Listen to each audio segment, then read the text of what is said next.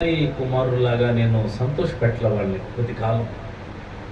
వాళ్ళు నన్ను చిన్నప్పుడే దేవునికి సమర్పించారు. నా వయసు 13, 14 అంటే నేను పుట్టగానే దేవునికి సమర్పించారు. మరి నేను 10వ తరగతి చదివిని అయిపోయిన తర్వాత నన్ను బైబిల్ పరిచర్య సేవకు పంపించారు. నాకు మరి తర్వాత నాకు ఉద్యోగం వచ్చినా ఉద్యోగం వద్దు, నా కొడుకు సేవే చేయాలని సేవకు అప్పగించారు. కానీ నేను సేవని పరిచర్యను వదిలేశాను. అప్పట్లో వాళ్ళు, నేను పెద్దోడిని అయిపోయాను కనుక నన్ను తిట్టేవాడు మా నాన్న. మా నాన్న ఎప్పుడు నన్ను ప్రేమగా చూడాల. మా అమ్మ ఏడుస్తూ నన్ను దగ్గరికి తీస్తే మా నాన్న ఎప్పుడు తిడుతూ ఉండేవాడు, నన్ను విపరీతంగా తిట్టేవాడు. నేను అనుకునేవాడిని, ఏందబ్బా వీళ్ళు ఎప్పుడు తిడుతూ ఉంటాడే అనే ఆలోచన. కానీ తర్వాత నేను తెలుసుకున్నది ఏంటంటే, మా తండ్రి నాతో మాట్లాడేవాడు. తర్వాత ఒక స్నేహితుడిలాగా మార్చబడ్డాడు.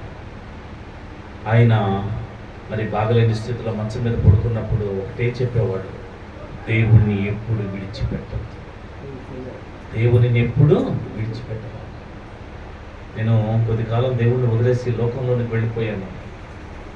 అదంతా చెప్పుకుంటే ఇప్పుడు సమయం లేదు.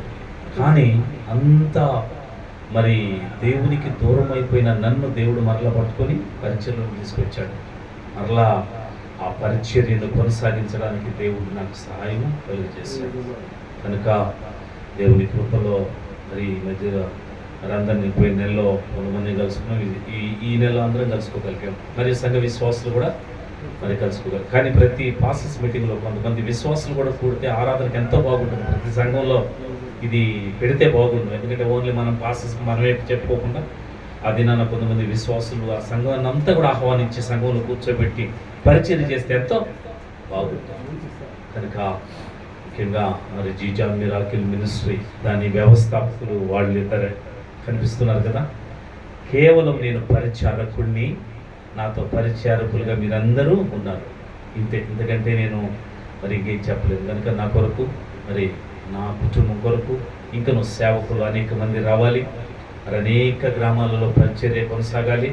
అనేకులకు సహాయం చేయాలి. అనేకులను దేవుని మందిరంలోనికి, దేవుని సంతానం నడిపించాలని కోరిక ఉంది. కనుక మీరు నా కొరకు, నా కుటుంబం కొరకు ప్రార్థన చేయాలని ప్రభు ప్రమాణం చేస్తూ ముగిస్తున్న దేవుడి మాటలు దీవించుగాక.